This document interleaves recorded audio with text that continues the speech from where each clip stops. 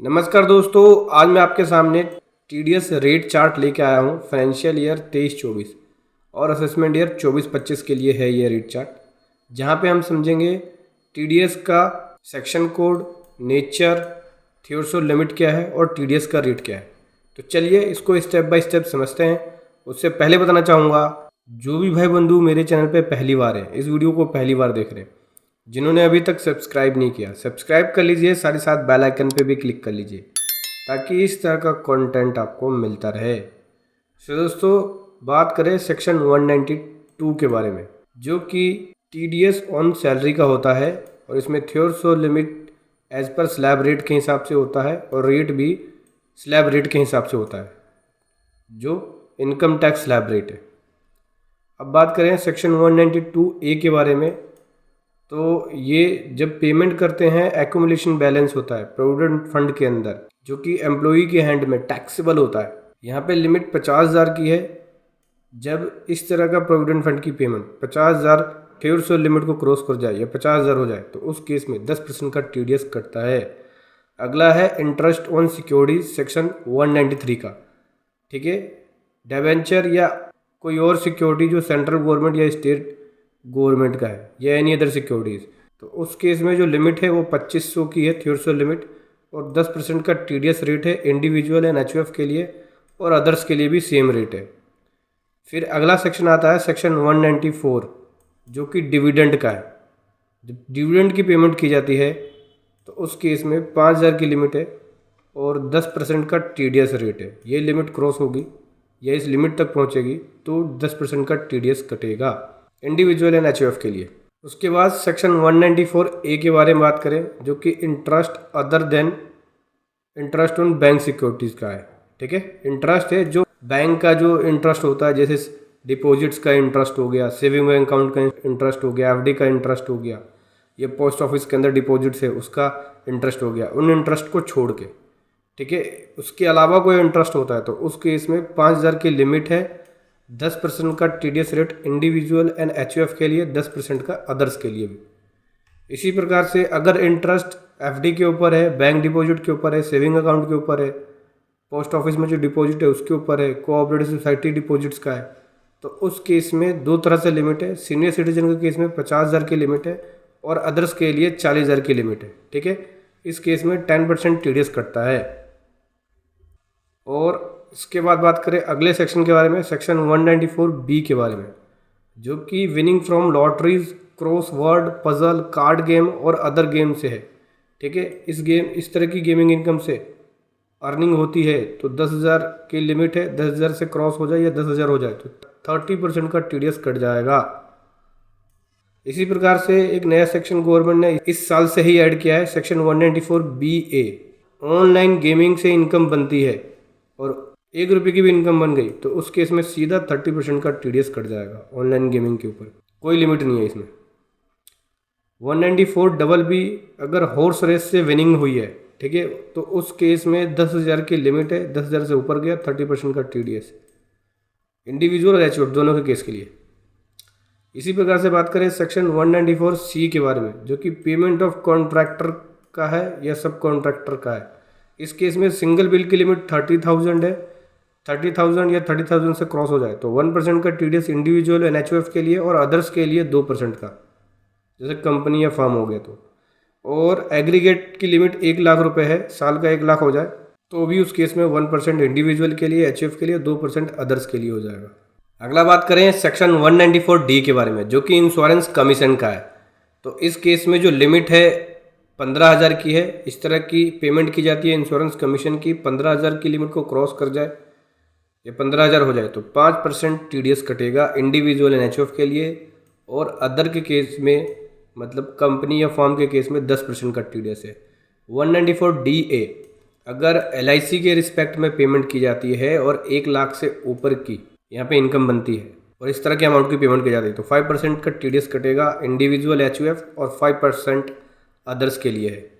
इसी प्रकार से सेक्शन 194E अगर नॉन रेजिडेंट स्पोर्ट्समैन या स्पोर्ट एसोसिएशन को पेमेंट की जाती है तो लिमिट कोई भी नहीं है, सीधा 20% का टीडीएस कट जाएगा। सेक्शन 194EE अगर पेमेंट की जाती है डिपॉजिट जो नेशनल सेविंग स्कीम के अंदर है उसकी, 25,000 से ऊपर बनता है तो 10% का TDS सीधा कटेगा दोनों ही केस में।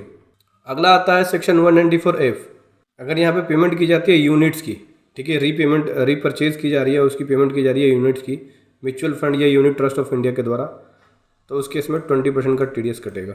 सेक्शन 194G के बारे में बात करें, commission sale of lottery tickets का है, तो उस केस में 15,000 की लिमिट है और 5% का TDS है दोनों के केस में। सेक्शन 194H नॉर्मल कमीशन है या ब्रोकरेज है, तो उस केस में भी 15,000 की लिमिट है और 5% का TDS दोनों के लिए है, इंडिविजुअल NHUF एंड अदर्स के लिए। Section 194I TDS on rent की बात करें, तो अगर रेंट प्लांट एंड मशीनरी का है तो उस केस में 2,40,000 की लिमिट है, 2% TDS है दोनों केस में। और रेंट लैंड एंड बिल्डिंग का है या फर्नीचर एंड फिटिंग्स का है, इस तरह की पेमेंट की जा रही है, तो इसमें भी 2,40,000 की लिमिट है और 10% का TDS है। इसी प्रकार से सेक्शन 194IA, अगर कोई प्रॉपर्टी परचेज कर रहे हो आप, लैंड या बिल्डिंग परचेज कर रहे हो अदर देन एग्रीकल्चर लैंड, तो उस केस में अगर कंसिडरेशन अमाउंट 50 लाख से ऊपर हो जाता है तो 1% का TDS इंडिविजुअल HUF और 1% का TDS अदर्स के लिए। तो जो परचेज कर रहा है, पेमेंट जो बायर को करेगा वो यहाँ पर TDS काट के जमा कराएगा। ऐसे ही सेक्शन 194IB, अगर यहाँ पे रेंट की पेमेंट की जाती है इंडिविजुअली HUF के लिए और जो ऑडिट के लिए लाइबल नहीं है और 50,000 रुपये पर मंथ का रेंट पे करता है, तो 5% का TDS उसको काटना होगा, अदर्स के लिए एप्लीकेबल नहीं होगा ये। अगला बात करें 194IC, अगर पेमेंट की जाती है मॉनेटरी कंसिडरेशन की अंडर जॉइंट डेवलपमेंट एग्रीमेंट में, तो उस केस में कोई भी लिमिट नहीं है, 1 रुपये का अमाउंट भी हुआ तो भी TDS कट जाएगा, 10% दोनों में है। 194J की बात करें, अगर यहाँ पे पेमेंट की जा रही है प्रोफेशनल फ़ी की टेक्निकल सर्विसेज के लिए, ठीक है, या कोई सम पे किया जाता है रॉयल्टी का कंसिडरेशन अमाउंट सेल्स के लिए, या कोई डिस्ट्रीब्यूशन किया गया, या कोई एग्जीबिशन है सिनेमेटोग्राफ फिल्म्स का, तो उस केस में 30,000 लिमिट है, 2% का TDS है। और अगर यहाँ पे प्रोफेशनल फीस की पेमेंट की जाती है, ठीक है, इस तरह की पेमेंट्स को छोड़ के, इसके अलावा कोई प्रोफेशनल फीस है इसकी पेमेंट की जाती है, तो 30,000 लिमिट है, 10% का TDS कटेगा। अगर पेमेंट की जा रही है यूनिट ऑफ म्यूचुअल फंड का, ठीक है, या यूनिट ऑफ एडमिनिस्ट्रेटर का, या यूनिट ऑफ स्पेसिफाई कंपनी का, तो उस केस में लिमिट कोई भी नहीं है, सीधा 10% का TDS है। सेक्शन 194K देख सकते हैं इसके लिए। अगला बात करते हैं सेक्शन 194LA, अगर पेमेंट की जा रही है कंपनसेशन जो एक्विजिशन हुआ है इमूवेबल प्रॉपर्टी का, सर्टेन इमूवेबल प्रॉपर्टी का, और उस तरह की प्रॉपर्टी के ऊपर कोई कंपनसेशन पे किया जाता है और ये 2.5 लाख से ऊपर होता है, तो उस केस में 10% का TDS कटेगा। सेक्शन 194M, अगर यहाँ पे पेमेंट की जाती है किसकी, दोस्तों देखो, अगर यहाँ पे पेमेंट की जाती है किसकी, कमीशन की, इंश्योरेंस कमीशन की नहीं, इंश्योरेंस कमीशन के अलावा कोई ब्रोकरेज है, कॉन्ट्रेक्चुअल फीस है, प्रोफेशनल फीस है, ठीक है, किसको पेमेंट की जाती है, एक रेजिडेंट को एक इंडिविजुअल या HUF के द्वारा, ठीक है, जो कि लाइबल नहीं है TDS डिडक्ट करने के लिए सेक्शन 194C में, 194H में या 194J में, उसके अंदर उसकी लाइबिलिटी नहीं आती है, और इस तरह की पेमेंट 50 लाख होती है या इससे ज़्यादा, तो 5% का TDS कटेगा दोनों में ही। इसी प्रकार से सेक्शन 194N के अंदर कैश विड्रॉल अगर एक्सीड हो जाए 1 crore during the previous year, तो उस केस में जो TDS काट लिया जाएगा वो 2% TDS काटेंगे। 1 करोड़ की लिमिट है, कैश विड्रॉल एक्सीड हो जाए तो 2% का TDS कट जाएगा। किसी भी banking company, cooperative society, post office से आपने पैसा निकाल लिया, एक या एक से अधिक अकाउंट में जो आपने मेंटेन कर रखा अकाउंट, और 1 करोड़ से लिमिट क्रॉस हो गई, तो उस केस में 2% का TDS कट जाएगा। इसी प्रकार से अगर यहाँ पे नॉन फाइलर हैं, मतलब जो ITR फाइल ही नहीं करते, प्रीवियस 3 ईयर की ITR नहीं फाइल कर रखी है, उनके लिए ये लिमिट जो है वो 20 लाख की है। 20 लाख तक अगर कैश विड्रॉल कर लिया आपने तो 2% का TDS कट जाएगा। और दोस्तों यही विड्रॉल जो नॉन फाइलर हैं और उनकी विड्रॉल 1 करोड़ से एक्सीड हो जाती है, तो उस केस में TDS का रेट 5% हो जाएगा अगर 1 करोड़ से एक्सीड हो जाए तो। देखो, नॉन फाइलर के लिए 2 लिमिट है, अगर 20 लाख से क्रॉस हो जाए तो 2% का TDS है, 1 लाख से क्रॉस हो जाए तो 5% का TDS है, और जो ITR फाइल करते हैं उनके लिए 1 करोड़ से क्रॉस होने पे 2% का TDS है सेक्शन 194N के अंदर। इसी प्रकार से बात करें सेक्शन 194O के बारे में, अगर आप ई-कॉमर्स प्लेटफॉर्म पे अपने आइटम्स को सेल करते हैं जैसे अमेजोन, फ्लिपकार्ट पे, तो उस केस में अगर आपको पेमेंट 5 लाख से ज़्यादा हो जाए तो उस केस में 1% का TDS काट लिया जाता है सेक्शन 194O में। थ्योरेटिकल लिमिट है ये। इसी प्रकार से 194Q की बात करें, परचेज ऑफ गुड्स का TDS है 50 लाख की लिमिट है, इस लिमिट से क्रॉस हो जाए या इस लिमिट तक हो तो 0.1% का TDS कट जाता है।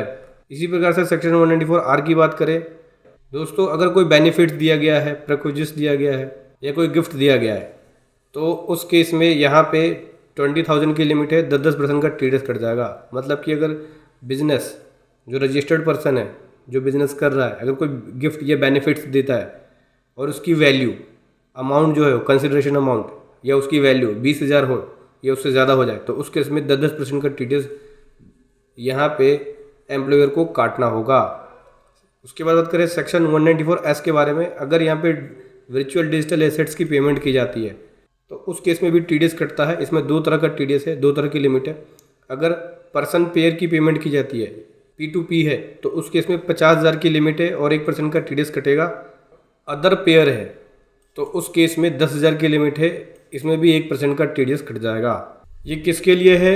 जब यहाँ पे वर्चुअल डिजिटल एसेट्स की ट्रांसफ़र होती है और उसमें पेमेंट की जाती है तो उस केस में, जैसे क्रिप्टो करेंसी की ट्रांसफ़र हो रही है या पेमेंट की जा रही है तो उस केस में ये TDS एप्लीकेबल होता है। इसी प्रकार से एक और TDS एप्लीकेबल होता है जो सेक्शन 206AB का है, TDS ऑन नॉन फाइलर के ऊपर है, जो कि हायर रेट पे TDS कटता है। हायर रेट का मतलब हो गया, देखो नोट 1 में समझ लो हायर रेट का मतलब क्या हुआ। हायर रेट का मतलब हो गया, देखो दोस्तों, ऐसे पर्सन जिसने अपनी ITR फाइल नहीं करी है, कितने साल की ITR, प्रीवियस 3 ईयर की ITR उसने फाइल नहीं करी है, तो उस केस में जो उसका TDS रेट होगा वो हायर रेट होगा। हायर रेट कैसे होगा? रेट स्पेसिफाई है इनकम टैक्स में, उसका दुगना लगेगा या फिर 5%, जो भी इसमें से ज़्यादा होगा वो रेट TDS का लगा दिया जाएगा। अब मान लो 1% TDS का रेट है, इसका दुगना लगाओगे 2%, तो इसमें से 5% ज़्यादा है तो 5% TDS एप्लीकेबल हो जाएगा। तो दोस्तों ये है TDS का रेट चार्ट। अगर आप इसको डाउनलोड करना चाहते हैं तो वीडियो के डिस्क्रिप्शन में इसका लिंक मिल जाएगा, वहाँ से जाके आप इसको डाउनलोड कर सकते हैं। वीडियो कैसे लगी ज़रूर बताएं। Thank you so much. जय हिंद, वंदे मातरम।